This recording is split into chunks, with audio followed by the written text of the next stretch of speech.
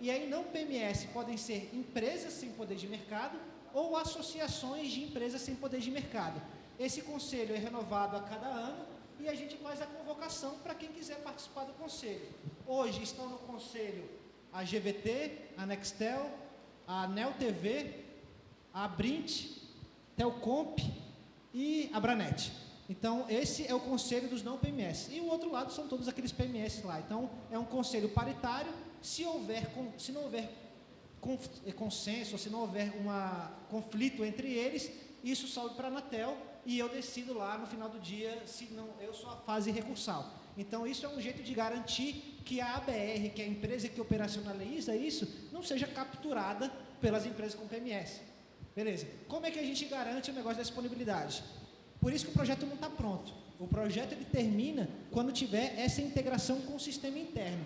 Hoje, a empresa tem que cadastrar, quando ela faz a oferta, é como se ela falasse, ó, o meu produto de prateleira é esse, e no sistema ele coloca quantos produtos tem na prateleira, ou seja, quanto que tem de disponibilidade daquele produto em cada um dos lugares. Então, em cada centro de fios, em cada PTT, ele coloca lá a disponibilidade que tem para aquilo.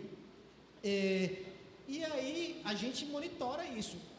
Não houve nenhum caso, há alguns casos em que, não na oferta de interligação, que é esse produto, mas na oferta de EILD. Na oferta de EILD, como tem que construir rede, há alguns problemas de falta de disponibilidade, mas a gente não aceita a não entrega. Quando falta disponibilidade, o que a gente aceita é uma dilação de prazo, porque no contrato tem os termos de prazo de entrega. Então, quando tem alguma coisa, a gente intermedia e aceita uma dilação de prazo. Mas isso não, a falta de disponibilidade não é um argumento para não entrega. Então, basicamente isso. Mas isso é uma solução transitória, porque hoje o cara fala, eu tenho tantas portas disponíveis. Ele falou, eu não sei se é verdade ou mentira, eu teria que ir lá, em loco e ver. A forma da gente acabar com essa assimetria de informação é justamente a fase 2 e 3, que é a integração do sistema com os sistemas internos da empresa. Tu falou do conselho, é por uma autoindicação, como é que, se a Internet Sul quiser fazer parte desse conselho? A Internet Sul, eu tentei, ano passado, no final do ano passado, sobrou uma vaga, e eu liguei para o Vergani e falei, Vergani, protocola aí, porque a gente vai tentar colocar vocês, mas, na verdade, não é que não tinha sobrado uma vaga. O correio tinha demorado para entregar a documentação da GVT, e aí, de fato, a gente não conseguiu colocar a Internet Sul, porque já tinham chegado antes, então foi por uma ordem de chegada. Mas a gente já mudou as regras disso, e colocamos, para evitar que isso aconteça, no final desse ano, quando for ter uma nova chamada, a Internet Sul pode se candidatar e a gente colocou nessa nova regra que as associações têm preferência em relação a empresas individuais, ou seja, para nós é mais interessante ter uma associação de empresas do que uma empresa só. Hoje tem 2 vagas que estão para a Nextel, então assim, se a Internet Sul, qualquer outra associação se apresentar, ela vai ter preferência em relação a essas 2 vagas aí que estão para empresas individuais. Quando tu fizesse esse convite lá em dezembro, a gente remeteu ao presidente, a gente estava bem no momento de férias e tudo mais, e a nossa indicação aqui, a gente falava um pouquinho antes, era o próprio Rafael ser o nosso representante lá. Então, vai te preparando aí, Rafael, tá? O Baigorra, tem uma pergunta aqui que chegou do associado, e tu falou da GVT, que faz parte do conselho, e a pergunta é em relação à GVT. Por que a GVT não é considerada uma PMS? Bom, hoje ela vai ser considerada uma PMS, hoje não. Quando for concluída a operação de compra deles pela Telefônica, que eles foram comprados, isso vai ser, até na Anatel, quando perguntou, pô, mas isso vai ser bom ou ruim para a competição? Eu falava, cara, eu acho que vai ser bom para a competição, porque hoje a GVT, ela não tem, quando a gente fez essa análise, a GVT ela não foi considerada como uma empresa com PMS, porque ela não entrou no critério que a gente chama de economia de escala. Para ser caracterizada como PMS, são 5 critérios, e tem que ter os 5. A GVT não tinha um deles. Agora que ela se funde com a Telefônica, ela passa a ter esse critério de escala e passará a ser PMS.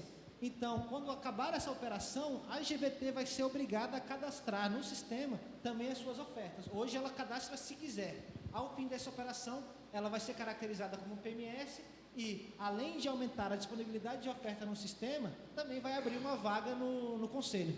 Certo. Em relação aos prazos contratuais, o colega pergunta que a lei SM não permite prazos maiores que 12 meses. No caso, entre operadoras, esses prazos não se aplicam? Podemos... Qual que não permite mais de 12 meses? Desculpa. Segundo a lei SM, a outorga SM para tu vender diretamente ao cliente final. Sim, não, assim, existem regras que dizem que você não pode fidelizar o cliente por mais de 12 meses, mas isso é na relação de empresa com o consumidor. É B2C. Aqui é B2B. B2B. Na relação empresa não existe nenhum tipo dessa vedação. Até mesmo seria ruim ter uma vedação dessa, porque aí você teria só os 57 ou 73. A gente acha que é bom poder ter esses contratos e é natural. Quando você faz um contrato de mais longo prazo, o preço cai.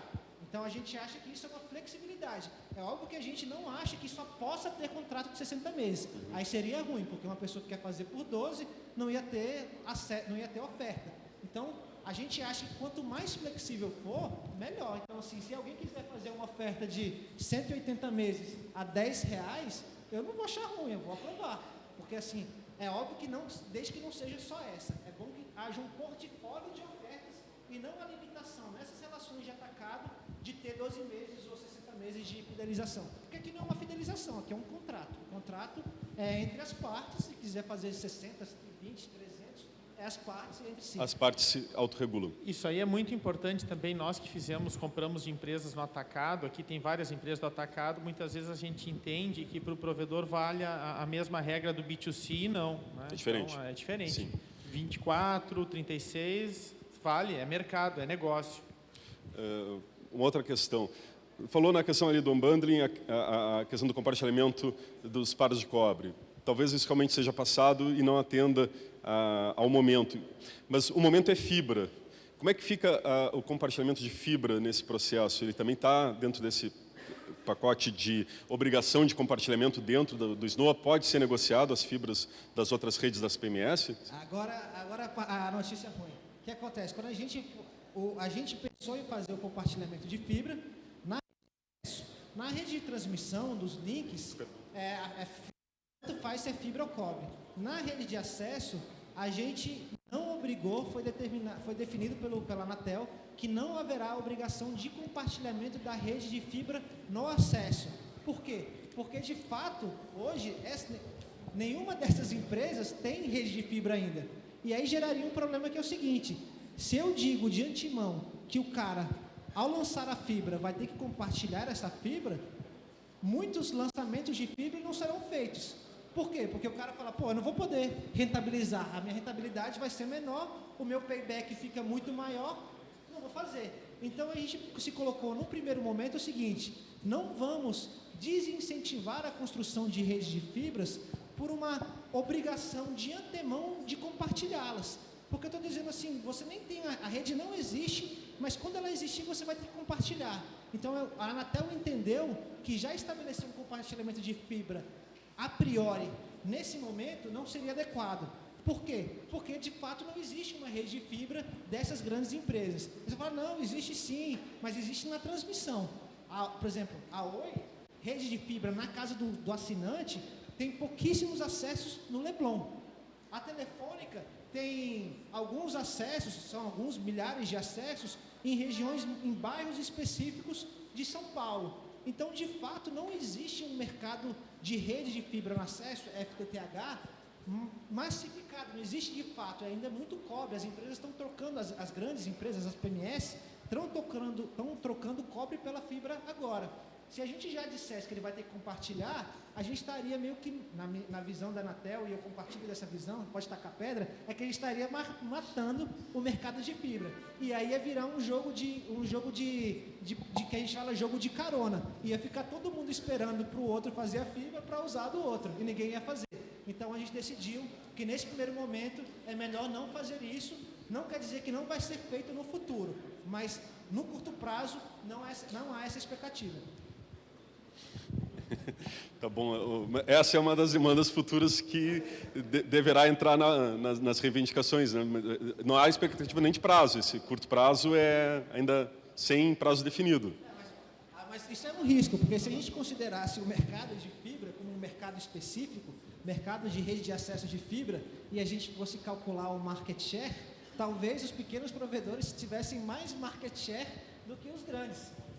Porque, assim, eu já vi esse dado e já me foi confirmado que hoje o investimento feito em fibra pelos pequenos provedores, somado, é maior que todo o investimento feito em fibra pelas grandes empresas.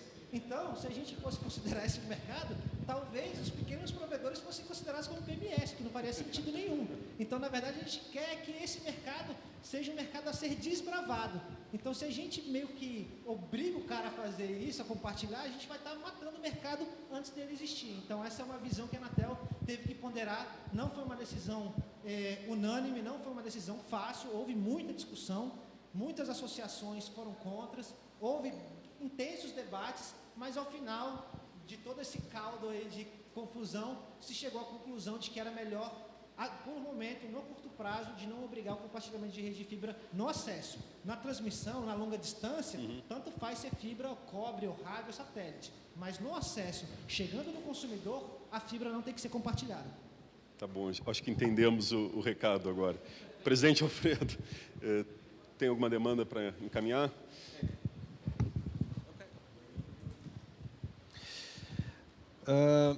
Não seria o caso de nós desenvolvermos uma cartilha de casos práticos nessa linha aí, especialmente para o provedor? A Internet Sul se colocaria à disposição também. Com certeza. Um dos motivos que eu fui conversar com o conselheiro Vergani, com o Rafael lá quando estava em Brasília, é que nós que trabalhamos lá em Brasília e fazemos regras e trabalhamos no governo, a gente tem muita expertise em criar políticas, criar regulamentos, escrever artigos, incisos, alíneas e disposições finais e transitórias. Mas a gente não tem muita habilidade de vender isso. E aí eu justamente pedi para estar aqui participando e mostrando isso para vocês, porque, e talvez eu aprovo integralmente essa ideia, porque a gente tem muita dificuldade na comunicação, de fazer com que as pessoas que vocês lá na ponta conheçam isso. A gente é muito fraco na comunicação e na divulgação das nossas iniciativas. Então, isso que hoje eu estou tentando fazer justamente isso, fazer essa divulgação.